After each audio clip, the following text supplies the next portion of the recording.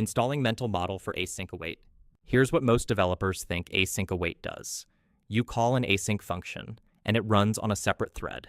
Maybe a background worker. Something parallel. Wrong. Async await does not create threads. It does not run things in parallel. One thread. One function at a time, always. So if nothing runs in parallel, what's the point? How does your app handle 1,000 network requests on a single thread? Watch what happens when we trace what the code actually compiles to. When you write an async function, the compiler doesn't keep it as a function. It transforms it into a state machine. Each await keyword becomes a checkpoint. State 0 runs the code before the first await. State 1 runs the code between the first and second await. State 2 picks up after that. The function remembers which state it's in and all its local variables. It's like saving your progress in a video game. You can quit, come back later, and pick up exactly where you left off. Here's the key insight. When execution hits an await, the function doesn't block. It doesn't spin. It saves its state and returns control to the caller. The function literally pauses itself. Think of it like a bookmark in a book. You're reading chapter 3, you hit a page that says, waiting for data. Instead of staring at that page, you put in a bookmark, close the book, and go read a different book. When the data arrives, you pick up your first book, flip to the bookmark, and keep reading from exactly where you stopped. That's what a coroutine is. A function that can pause and resume, not by blocking a thread, not by creating a new one, just by saving where it was and stepping aside. The real magic is what happens during that pause. While your function is suspended, the thread is completely free. It can run other code, other coroutines, other callbacks, one thread doing the work of thousands. So, who decides what runs next? The event loop.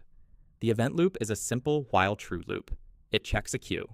If there's a coroutine ready to resume, it runs it until the next await. Then it checks the queue again.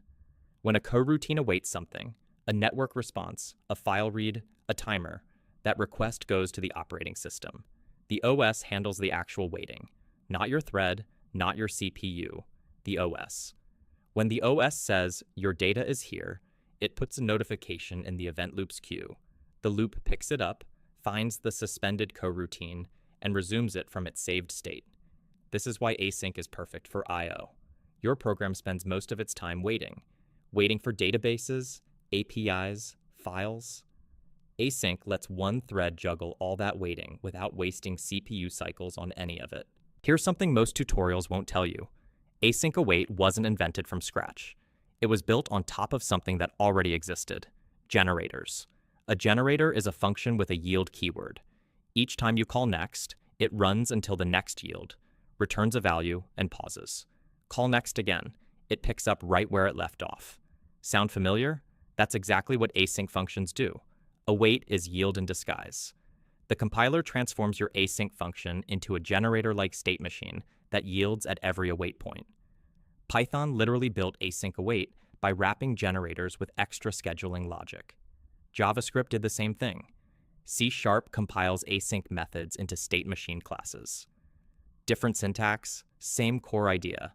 Every async function you've ever written is just a pausable function wearing a fancy hat. Cognitive architecture updated.